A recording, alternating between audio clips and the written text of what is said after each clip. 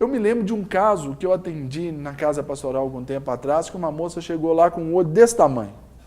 Tinha apanhado do marido. Eu perguntei para ela, que dia que ele te deu esse soco? Ela disse, isso era, eu acho que numa segunda ou numa terça-feira, ela disse, foi sábado, alguns dias anteriores. Aí eu disse, não foi. Ele começou a te dar esse soco quando ele gritou com você pela primeira vez. O soco continuou sendo dado no dia que ele te pegou pelo braço e te deu uma saculejada. E até que culminou com a mão dele encontrando seu rosto agora. No caso disso, placas sinalizadoras foram levantadas para essa moça. Sinais de violência, sinais de agressividade. Não necessário, algumas aí até estabelecidas por ciúme. A gente entende que num caso desse, tendo assim, uma direção assim clara, muitas vezes o rompimento deve ser a decisão mais coerente a tomar. Como tomar essa decisão desse rompimento aí, especialmente no namoro, que é a fase nossa de decisão. Como tomar essa decisão? Porque a gente vê aí também namorados que não se conformam, vão lá e matam. Aquele menino lá que Lindenberg, lá de São Paulo, um caso aí repercutido, difundido pela mídia aí, não é? Também foi por ciúmes. Como fazer isso? Como lidar com esse processo aí, desse rompimento aí? No caso patológico, Serginho, eu acho que até a polícia tem que ser acionada, porque existem casos que exatamente a outra pessoa, como ela vê como posse é o quê? Eu sou dono, é meu. Então ninguém tira. E se tirar, eu elimino. Então, às vezes, a pessoa corre risco de morte. A pessoa está realmente... Lei Maria da Penha nele, né? Eu acho que tem que realmente a pessoa tem que se respaldar até juridicamente disso, mas da lei. Mas e o medo, então, por exemplo, de acionar? Peraí, mas aí porque vem também aquelas outras ameaças paralelas. Se você terminar comigo, eu vou suicidar, eu vou pular na frente do caminhão, eu vou... Enfim... te matar, Aí né? a lei da Maria da Penha não resolve nada. Não, mas se os sinais são levantados, quanto antes a pessoa também tomar as providências, muita coisa pode ser evitada, né? E deve ter uma outra pessoa melhor do que essa que está ameaçando, né? Ela. E até a proteção do próprio sujeito, então... coloca para a família, o outro, para que ele, inclusive, tenha ajuda também. Que eu acho que a própria pessoa que ameaça também, ela está passando por um processo de doença. E o doente precisa de cura. Às vezes o doente precisa de médico. Se é caso de polícia, precisa de polícia. Se é caso de médico, precisa de médico. Se é caso de Deus, vamos expulsar o demônio, né? Vou expulsar o demônio. Mas quando ama e gosta, a pessoa, às vezes, quer... E deixando passar e vai... Que uma hora vai melhorar. Uma hora vai melhorar alguma coisa nesse sentido, né? Mas nisso aí vai ganhando tempo para a coisa ficar mais obsessiva, mais perigosa, né? Porque se os sinais são levantados, tem que ter o cuidado, né? Tem que ter a prevenção, precaver, né? Aqui, pessoal, temos aqui um testemunho bacana da Rosângela Frota. Ela dizia assim, eu não vivia para Deus. Eu vivia em função de investigar o meu esposo. Brigava por qualquer coisa. Há 1 ano estou liberta estou liberta de verdade, graças diz a Rosângela aqui. Belo testemunho. Gente, agora, rapidamente, assim, vamos trocar ideia, assim, naquele bate-bola aí.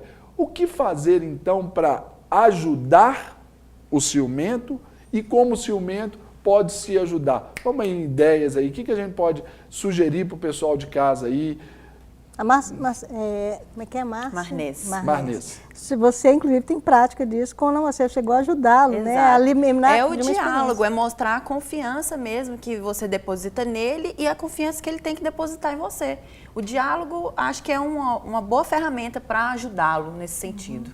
A gente fala de interferências exteriores, que às vezes não são produtivas para o relacionamento. Mas, por exemplo, contar com o apoio da sogra, contar com o apoio do cunhado, da cunhada, isso é válido também numa situação dessa? Depende da relação que você tem com eles. Se você não tiver uma boa relação... Pois é, mas com a pessoa que você está lidando diretamente, está dando problema, você quer investir nesse relacionamento, será que aí não é hora de buscar aí a sogra, o sogro, etc? Aí depende. Se a mãe da pessoa for aquela ciumenta, se for aquela que não gosta de que ninguém se relacione, ou se ela for algum tipo de pessoa assim que ela não quer que nada disso aconteça, então não tem o que muito ser feito. Se ela também, entre aspas, já não vai com a cara da pessoa. É complicado pedir a ajuda do familiar. Você diz isso de uma questão aí de uma herança familiar, né? O pai, a mãe projetou isso aí no seu filho ou filha, e aí isso é a mesma coisa que contar com o inimigo. É a mesma coisa que você pedir para o seu inimigo te ajudar. Seria meio complicado, porque, vamos supor, tem aquela mãe que não gosta que o filho se relacione com ninguém, com nenhum tipo de pessoa. A mãe já é ciumenta.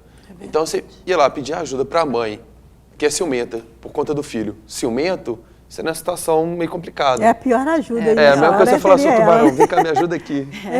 Aí você está E tem entregando muitos outro casos, bandido. Sérgio, muitos casos assim, nessa relação fálica, né, da mãe com o filho, onde que o filho é complemento dessa mãe e essa mãe não permite que ninguém chegue Na perto. sua experiência, Cortou cara, o cordão. No cordão, até. não desgarra, uma né? na relação sua experiência fálica. profissional, cara, você disse que tem uma história aí interessante. Do marido que espalhava farinha, como é que é isso? Farinha, a patologia dele era algo tão sério que para a mulher não podia sair de casa, porque ele tinha um nível de insegurança tão grande com ele, né? Não era nem com a mulher. Quem te procurou? Foi a esposa ou foi ele? Não, esse caso eu não cheguei nem a atender, não. Esse caso eu fiquei sabendo dessa história, mas eu não cheguei a atender, porque quando, inclusive, eu fiquei sabendo, a situação já tinha até terminado. A mulher já tinha conseguido divorciar-se, porque, inclusive, foi por intervenções familiares, porque ela mesma estava totalmente imobilizada.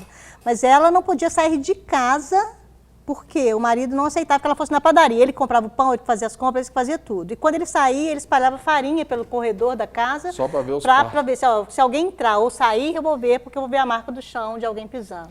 No Então, caso você aí, vê o se essa nível mulher da chegasse aqui loucura. agora, a esposa, que dica que você daria para ela aí para lidar com isso? Primeiro que ela vai ter que ser tratada, porque exatamente o que você falou, para chegar no soco, antes houve muita tortura, houve muita mutilação aí nessa relação. A pessoa deve ter ficado totalmente assombrada. Agora, a própria questão interna deve ter desencadeado dentro dessa própria mulher muita dor, muita ferida, muita insegurança, muito Ela medo. foi massacrada.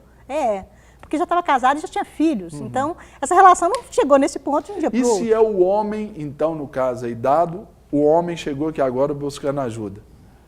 Como tratar com isso, cara? Ok, esses casos, assim, isso é caso, inclusive, psiquiátrico, né? Não é só o acompanhamento psicológico, tem que fazer com medicamento, porque aí, nesse caso típico que eu citei, que é um caso de psicose. E a psicose, ela tem que ser medicamentada, o médico tem que estar acompanhando, porque já tem uma disfunção neuronal que já foi realmente comprometida. Então, o sujeito internamente, ele já está com um nível agravante interno de comprometimento até bioquímico mesmo, né? Então, os neurotransmissores já não estão funcionando direito, então precisa do medicamento e depois nós vamos trabalhar o quê? Esse histórico de vida, porque aí não tem a ver só com o adulto, tem a ver com a criança. Que psicose se desenvolve na infância. Entendi. Psicose aí já entra numa relação doentia das famílias, onde que a coisa desencadeou uma doença séria que precisa de tratamento urgente para não haver, né, o caso de morte. Ok. Fabrício, nós estamos caminhando aqui para os minutos finais do nosso programa.